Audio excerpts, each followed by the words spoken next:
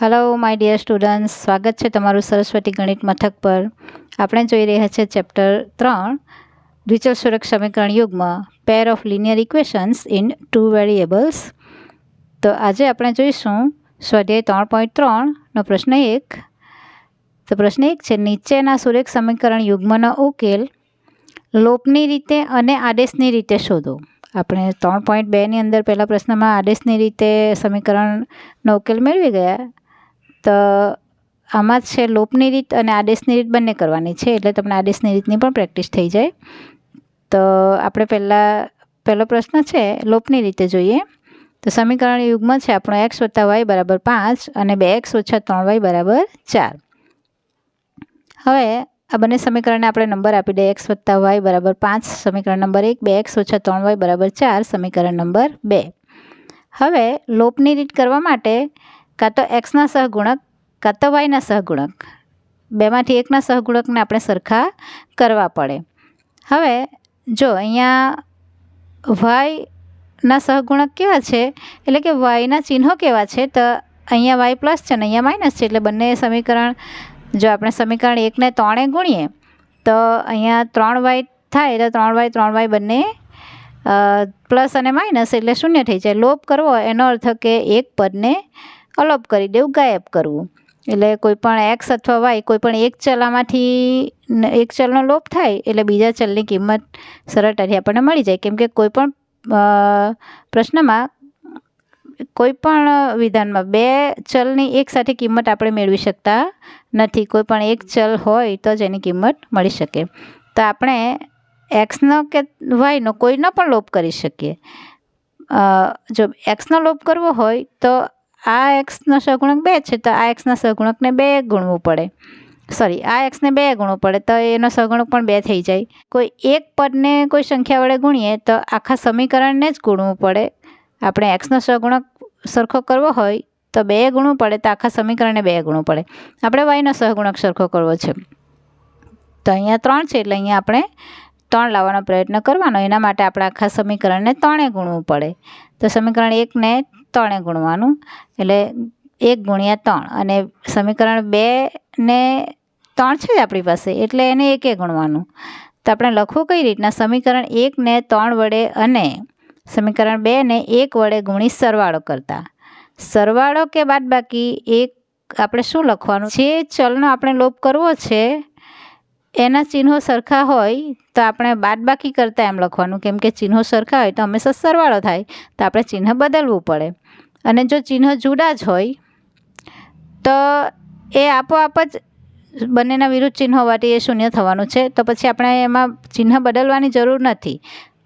તો ચિહ્ન બદલવું પડે, જ્યાં સાઇન બદલવી પડે પ્લસ માઇનસ નહીં, ત્યારે આપણે લખવાનું બાદબાકી કરતા. અને જ્યારે બદલવાની જરૂર નથી હોતી, ઓલરેડી જ જુદી જુદી હોય છે, ત્યારે આપણે લખવાનું સરવાળો કરતા.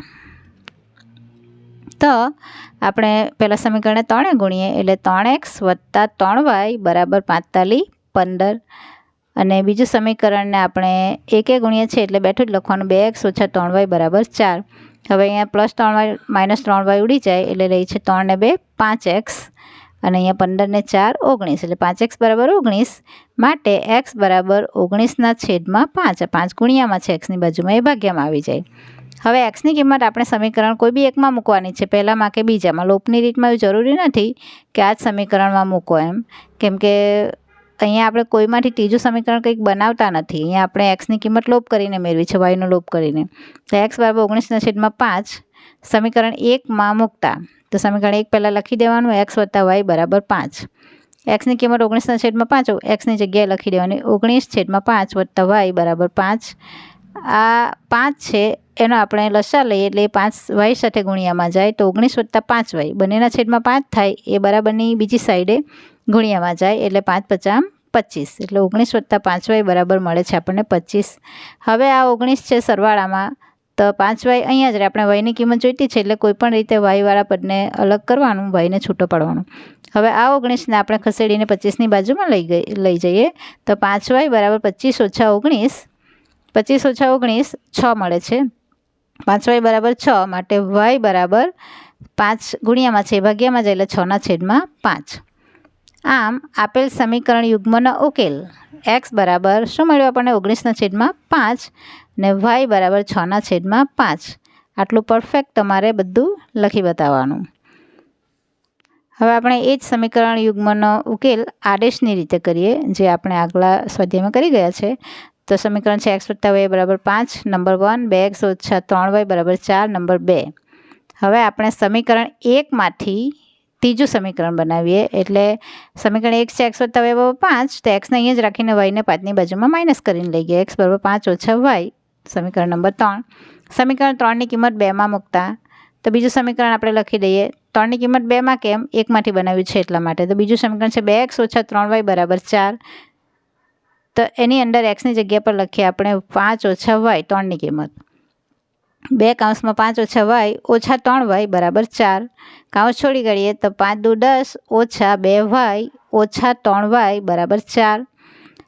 હવે -2y ને -3y બંનેનો સરવાળો થાય. બંને ઋણ હોય તો સરવાળો, બંને ધન હોય તો સરવાળો, એક ઋણ અને એક ધન હોય તો બાદબાકી. બંને ઋણના સરવાળાનો જવાબ ઋણમાં આવે એટલે 3 ને 2 5y માઇનસ બરાબર આ 10 છે એ ધન છે, આ બાજુ જતાં ઋણ થાય 4ની બાજુમાં, એટલે 4 - 10. 4 તો ત્યાં જ છે એટલે એ તો એના જ રહેવાના છે. હવે -5y બરાબર 10માંથી 4 જાય તો 6, મોટી સંખ્યા ઋણ એટલે ઋણ 6. આ 5 માઇનસ બંને બાજુ ઋણ એટલે ધન. હવે 5 એ છેદમાં જાય ગુણ્યામાં છે એટલે y બરાબર 6/5. આ y બરાબર 6/5 આપણે કયા સમીકરણમાં મૂકવાનું છે? સમીકરણ નંબર 3માં. કેમ કે એમાં આપણે એક્સની કિંમત મેળવવાની છે, તો એક્સને કિંમત મેળવવાની હોય તો એક સાઈડ એકલો કરવો પડે.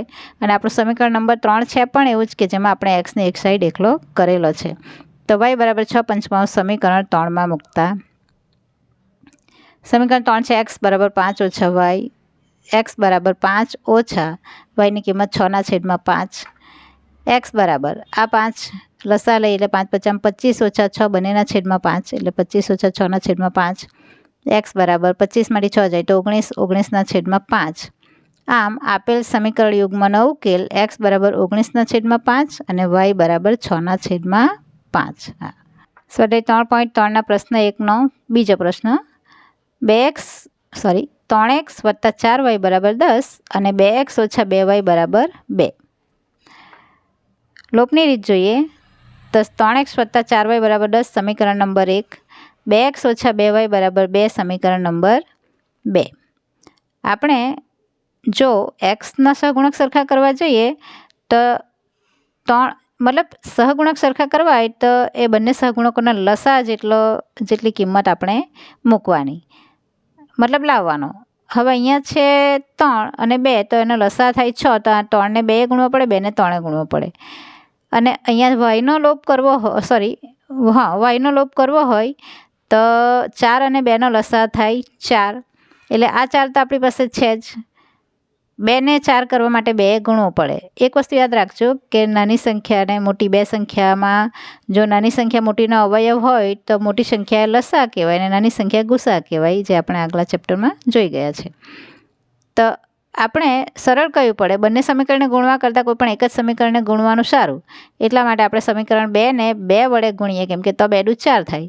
એટલે પહેલાં સમીકરણમાં તો 4 છે જ એટલે 1 ગુણીએ, બીજા સમીકરણને 2 વડે ગુણીએ તો આપણે પહેલું સમીકરણ બેઠું લખવાનું 3x + 4y = 10 અને બીજું સમીકરણમાં 2 દુ 4 એટલે 4x - 2 દુ 4y = 2 દુ 4. આપણે ઉપર એક લાઈન લખવાની પણ મેં અહીંયા બાજુમાં લખી છે. સમીકરણ 2ને 2 વડે ગુણી 1 અને 2નો સરવાળો કરતા. સરવાળો શા માટે? બંનેના ચિહ્નો પહેલેથી અલગ જ છે એટલા માટે. જો સરખા હોતે તો આપણે બાદબાકી કરતા એવું લખતે અને અહીંયા ચિહ્ન પણ બદલતે. હવે 4y જાય, 3x અને 4xનો સરવાળો થાય 7x બરાબર 10 ને 4 14 માટે x બરાબર આ 7 ભાગ્યામાં જાય એટલે 14/7 માટે x બરાબર 7 દુ 14 એટલે x બરાબર 2. x બરાબર 2 સમીકરણ 1માં મૂકતા 2માં પણ મૂકી શકો. આપણે સમીકરણ 1 લખી દઈએ છીએ 3x + 4y = 10. xની કિંમત 2 લખી એટલે 3 કૌંસમાં 2 + 4y = 10. 3 દુ 6 + 4y = 10. 4y અહીંયા જ રાખીને આ 6ને બાદબાકીમાં લઈ જઈએ એટલે 10 ઓછા 6. 4y બરાબર 10માંથી 6 જાય તો 4 માટે y બરાબર આ 4 ભાગ્યામાં જાય એટલે 4/4. 4 × 4 માટે y બરાબર 1. આમ આપેલ સમીકરણ યુગ્મનો ઉકેલ x બરાબર 2 y બરાબર 1 છે. હવે જોઈએ આદેશની રીત. 3x + 4y બરાબર 10 સમીકરણ નંબર 1, 2x - 2y બરાબર 2 સમીકરણ નંબર 2. સમીકરણ 2માંથી આપણે 2માંથી બનાવીએ છીએ ત્રીજું સમીકરણ. તો 2x અહીંયા જ રાખીને આ ઋણ 2y છે એ 2ની બાજુમાં જતાં ધન 2y, એટલે 2x બરાબર 2 + 2y. આ 2 કોમન કાઢી લઈએ એટલે 2x બરાબર 2 કૌંસમાં 1 + y. અહીંયાથી 2 કોમન નીકળતા અંદર 1 રહી છે અને એમાંથી 2 નીકળતા પણ 1 y. માટે x બરાબર આ 2 ભાગ્યામાં જાય અને ભાગ્યામાં જાય એટલે ઉડી જાય, એટલે કે બંને બાજુથી બબ્બે ઉડી જાય. x બરાબર 1 + y રહી જાય છે સમીકરણ નંબર 3. હવે સમીકરણ 3ની કિંમત કયામાં મૂકવાનું છે? 1માં, કેમ કે 2માંથી બનાવેલું છે. તો પહેલું સમીકરણ છે 3x + 4y બરાબર 10. xની જગ્યા પર લખીએ 3 કૌંસમાં 1 + y + 4y બરાબર 10. 3 × 3 + 3y + 4y બરાબર 10. 3y અને 4y 7y, એટલે 3 + 7y બરાબર 10. આ 3 બાદબાકીમાં જાય એટલે 7y બરાબર 10 - 3. 7y બરાબર 10માંથી 3 જાય તો 7. y બરાબર 7/7. આ 7 ભાગ્યામાં જાય માટે y બરાબર 7 ઉડી જાય 1. y બરાબર 1 સમીકરણ 3માં મૂકતા. તો સમીકરણ ત્રીજું છે આપણું. ખબર છે આદેશની રીતમાં કે આપણા ત્રીજા સમીકરણમાં એક કિંમત મળે એ કોઈ પણ તે ત્રીજા સમીકરણમાં મૂકવાની હોય. તો આપણે yની કિંમત 1 છે એ ત્રીજું સમીકરણમાં મૂકીએ. x બરાબર 1 + y. x બરાબર 1 + 1, કેમ કે y બરાબર 1 મૂકવાનો છે. x બરાબર 1 ને 1 2. આમ આપેલ સમીકરણ યુગ્મનો ઉકેલ x બરાબર 2 y બરાબર 1.